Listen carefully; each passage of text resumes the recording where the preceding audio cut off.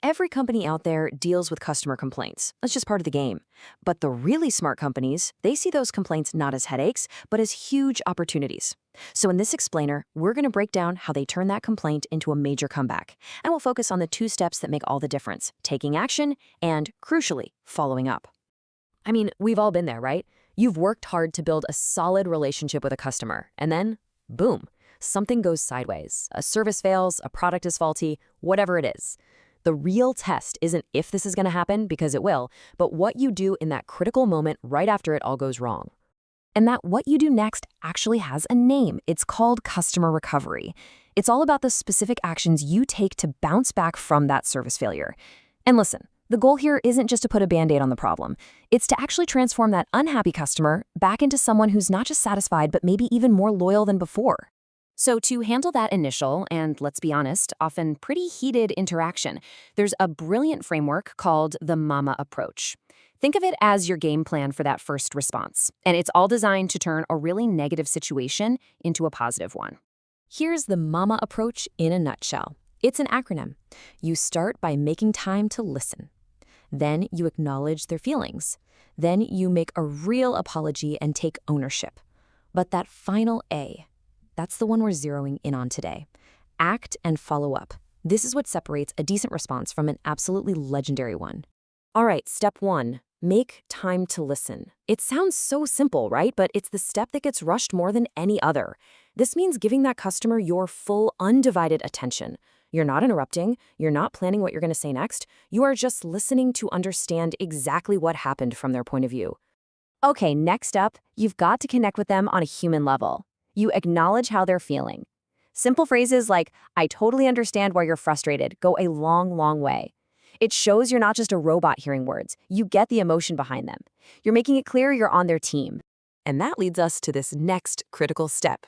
Make an apology and take complete ownership. And this is a big one. It doesn't matter if you weren't personally the one who messed up. You, on behalf of the company, accept responsibility. That one little act can just drain the tension out of a conversation and immediately start rebuilding that bridge of trust. But here is the major pivot point. Listening, empathizing, apologizing, they are all absolutely crucial. They set the stage perfectly, but they're not the solution. They're just the warm-up act. What you do next, that is what really, truly matters. And this brings us to the most important part of the MAMA approach, taking decisive action. This is the moment where you stop talking about the problem and you actually start solving it. You move from listening to doing.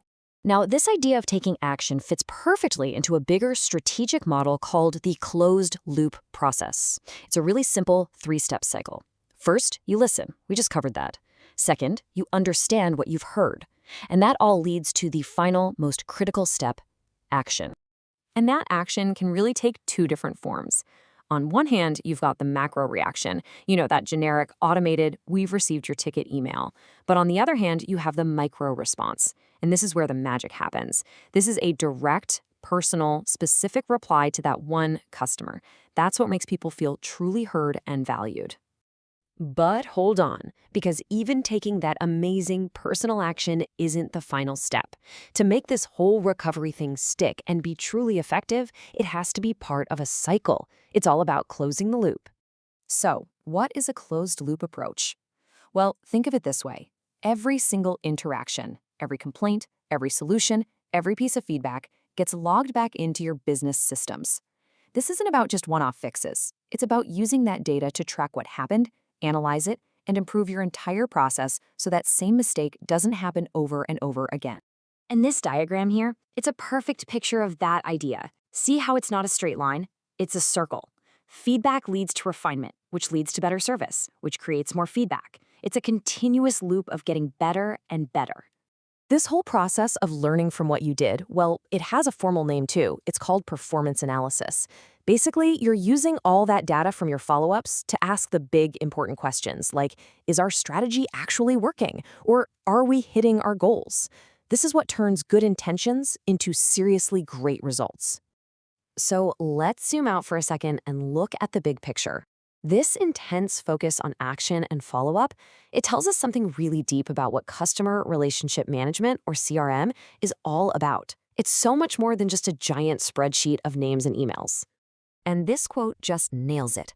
The whole point of the technology, the software, is to collect the data you need so you can provide better support and better services. The data isn't the goal. The data is the fuel for taking better action. And that is exactly what we're seeing in this image. A truly great CRM strategy isn't just about the software. It's a powerful combination of people, smart processes, and the right technology, all working together for one reason: to build and manage amazing customer relationships. And when you get this right, these actions feed into much larger business goals. Sure, you're solving one person's problem today, but what you're really doing is building the kind of trust and loyalty that helps you keep your best clients for the long haul, which, by the way, almost always gives you a way higher return on investment than constantly chasing new customers. At the end of the day, what we're really talking about here is a huge philosophical shift in how we do business. It's about moving away from just focusing on one-time transactions and instead building long-term, valuable, and genuinely beneficial relationships with our customers. So, I'll just leave you with this one question to chew on. Take a hard look at your own company, your own processes. Is your business just collecting customer data like it's some kind of hobby, or is it fundamentally built from the ground up to act on that data? Because the answer to that question makes all the difference in the world.